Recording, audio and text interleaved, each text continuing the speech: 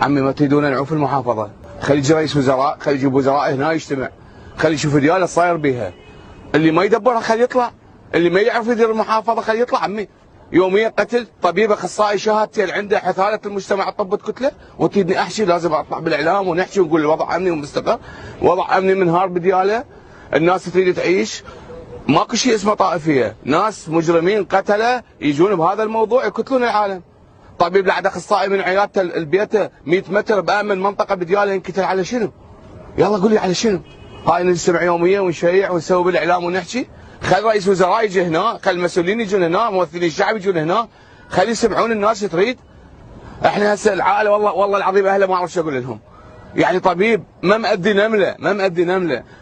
عينه فقدها من وراء القسطره والاشعاع اللي دي يسويه، خدم المستشفى، كورونا بكل الظروف، هاي الاطباء ما مسوي شيء. عمي اذا مجرمين حاسبونا كنا، عدمونا كنا هنا، ليش يوميا عايشين بالخوف؟ سووا مجزره هنا خلي يعدمونا. هل هذا مسلسل لاخراج الكفاءات العلميه من دياله؟ اكو له مخطط؟ انخطف طبيب، وين النتائج؟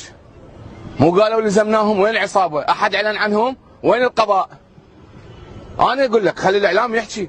ليش الاعلام يحكي بس على الجوانب السيئه؟ والله الطبيب هيك والله الطبيب هيك، عمدا ننقتل ما غير شيء، بس نريد نعيش بامان. دكتور انت واحد من الناس البارحه تعرضت للتهديد او اول بارحه؟ تعرضت للتهديد، وين القضاء؟ ايش سووا للهدد؟ يلا قول لي ايش سووا للهدد؟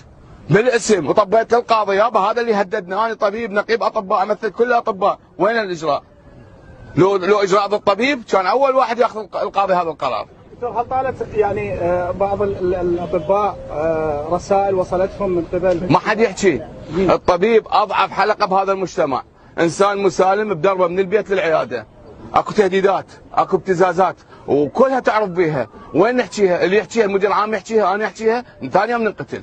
خلي يجي رئيس وزراء واحكي له كل شيء يصير بدياله. اذا ما حد يحكي انا احكي، ومو مشكله، انا مشروع استشهاد للاطباء. وبعد هاي